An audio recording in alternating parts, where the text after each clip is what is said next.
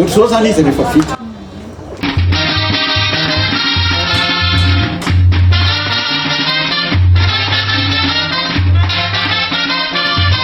ny atao hoe tapis zany a dia hazo maniry eto Madagasikara. Amin'ny teny scientifique izy dia hoe luapaka bogerie, ao amin'ny atao hoe fianakaviambeny finantace. Izy io a dia tsy misy afa-tsy eto Madagasikara.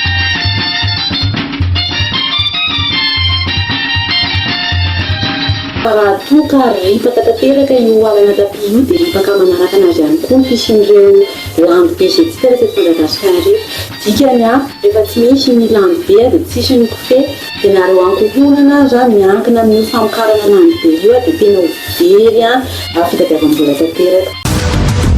miarahaba antsika mpijery ny televisionna malagasy. Maro tsy tambohisaina ny vokapikarohany na natao ny teratany vahiny na ny natao ny mpikapoka malagasy momba ny landibe sy ny tapis. Hizara teny lehibe ity fandarana ity ka any amin'ny farany dia ho fantaritsika inona no ezaka ataon'ny mpikaroka mba hahafahana mamaha olana, na io ny fiompianany landy, na io ny momba ny tapis, na ihany koa ireo olona izay misehatra eo amin'ny famokarana lambalandy. Inona ny zava-misy eo amin'ny seha-piariana landy be eto Madagasikara. Fa ho an'ity anio ty kosa andao aloha ho fantaritsika inona moa ity zava-maniry tsy misy afa-tsy eto Madagasikara ity izay antsoina hoe tapis. Na dia tsy hita afa-tsy eto amintsika aza ny tapis dia tsy ny faritra rehetra eran'ny Madagasikara no ahitana azy. Mila toetany sy toetrandro manokana ny tapis. Aty amin'ny toerana avo sy ampovoantany manomboka eo amin'ny 20 metatra ka hatramin'ny 900 metatra aty ambonin'ny ranomasina. Efatra monja ny toerana ahitana ala tapis eto Madagasikara.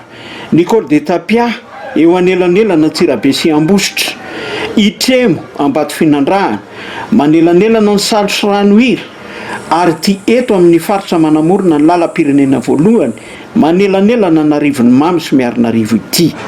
Ny tovizan'ny toerana misy azy ireo dia noho izy vohotany mihilana miakandrefana zone pente-occidentale. Toerana maina 5 ka hatramin'ny 7 volana isa-taona. Toerana vatoina be vato kanefa ahazona ny tsiron'ny tany. Noho io anton'io dia nosokajin'ny mpikaroka ho ala manelanelana forêt de transition mampitohy ny alamando avy aty afovoantany sy ny alamaina any andrefana ny tapis. Eo amin'ny toetoetrany manokana amin'ny mahazava-maniry azy kosa dia sclérophylle ny tapis, scléro dur mafy, épaisse matevina, fil ravina, matevina sy mafy ny raviny, mahazaka hafanana sy haintany. Ary voalaza aza fa ny ala tapis dia forêt tropicale, ala amin'ny tany mafana, manamaivana ny fiatraikany ny hafanan'ny tany na réchauffement climatique. Manana ny endriny manokana izy raha miohatra amin'ny zava-maniry hafa. Hazo izy io izay manomboka ny habeany dia eo amin'ny 7 ka hatramin'ny 12 metatra. Tsy nanitsan-dravina mihitsy izy. Nisa mampiavaka azy ihany koa dia ny vatany dia voafono hoditra izay matevina ka isany mahatonga azy miaritra ny doro-tanety. Ny mpikaroka dia manasokajy ny tapis ho pyrophile, mahazakafo doro-tanety ny resaka eto. Hitan'ny mpikaroka sasany aza fa vao mainka mahavelona azy ny fandalovany hafa, saingy ny zava-maniry miara-miaina aminy ny leviny. Tsy midika nefa zany fa tsy misy fiatraikany amin'ny ala tapis ny doro-tanety. Ankehitriny dia eo amin'ny raha hetsy-hektara eo angamba sisa ny velarana tapis satria raha tany amin'ny taona 7 dia mbola natratra tany amin'ny 3 alina sy raha hetsy-hektara tany izy raha ny fikarohana nataon'ny mpikaroka nanao izany. Antotanisany meny mpikaroka ny nahafantarana fa 4 ka hatramin'ny 500 isa-taona ny faharinganan'ny ala tapis eto amintsika. Ankoatra ny doro-tanety dia ny kitay, ny charbon ary ny fananantany no antony. Amin'ny ankapobeny ny velara-tany misy ny ala tapis eto Madagasikara dia tena mihena satria rehefa miverimberina ny fotoana zao fotoana tena famindoroan'olona tanety. Rehefa miverimberina isa-taona ny doro-tanety dia tsy mahazaka an'izany ala tapis dia tena enina hoe espèce pyrophile azy izy. Dia tsy mahazaka an'izany dia izay rehefa sakana sy tsinga mety tsy hahatonga intsony ilay velarana misy amin'ny ala tapis.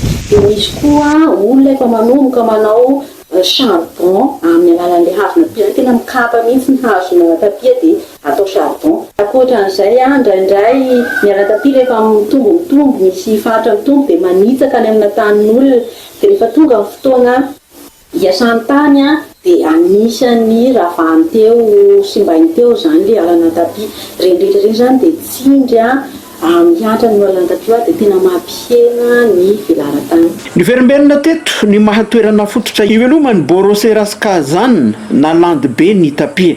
Voatanisa teo ny fanaovana charbon sy kitay fandrehitra izay mandripaka ny ala tapia. Ankoatr'ireo anefa dia misy ihany koa ny lafiny tsara izay azo ampiasana azy. Ny voanina tapia dia sakafo ary anaovan'ny olona ihany koa zava-pisotro misy alcool izy io ary ny hodiny dia afaka atao fanafody kibo. Voanina tapia koa dia afaka ampiasaina anaovana divay, afaka ampiasaina anaovana zava-pisotro. Fanafody kibo, fanafody vavony sy sisa. Eo ihany koa ny fanaovana divay, fanaovana toaka azo avy amin'ny voan'ny tapia avokoa ireo. Izay mombamomba ny tapia sy ireo zavatra mety ho azo avy aminy. Fa andeo kosa ho fantaritsika inona no antony itiavan'ny Landbe an'ity tapia ity ka nahatonga io biby io hioromponenana any anaty tapia. Ny tapia maitso mandavataona, ny raviny matevina, matanjaka, tsy mba malazo.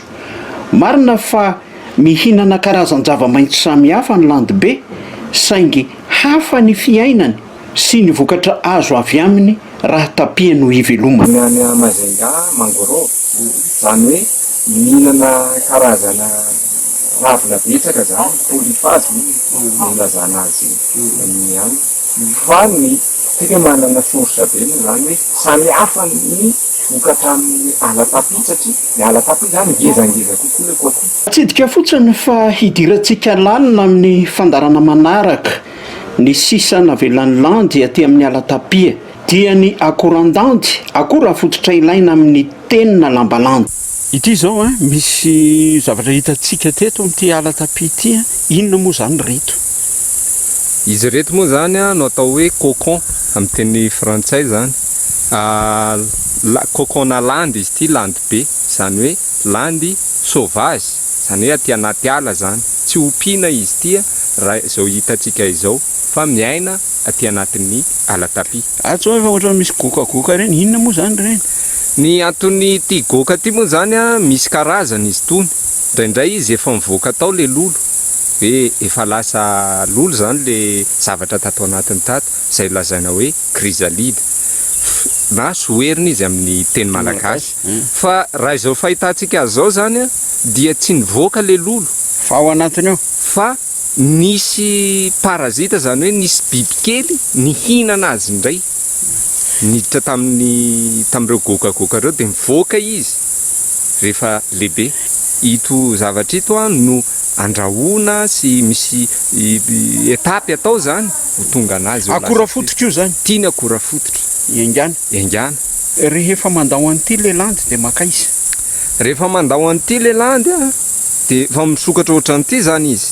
Zany hoe tsy hoerina izy tao anatiny dia mivadika lolo izy. Dia manisy zavatra likida zay izy ahafahany manalefaka an'ity hoditra an'ity dia mivoaka tao izy dia lasa lolo hitantsika eny rehetrarehetra. Dia ty apetrany ity rehefa avy eo? Ty apetrany eo, tsisy ilainy an'ity tsony.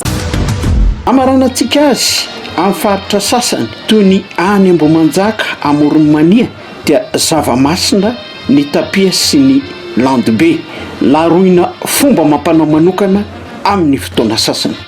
Misy moa ny fomba tandrifan'ny ala tapia araka ny fampirimby tamin'ny voalohany hoe tapia ny voanina tapia dia tsy fioty. Fa rehefa raraka tany izy vao engasana masaka zany dia iny vao afaka angony. Dia amin'ity faritry Satsy Ambohimanjaka tao faritra Amoron'Mania dia misy fomba hafa ihany koa ataon'ny zareo rehefa misy fotoana tsy misy Landbe mihitsy satria dia fantatsika fa misy koa ny ankohonana mamokatra manenina lambalandy aty amin'ny commune Satsy Ambohimanjaka.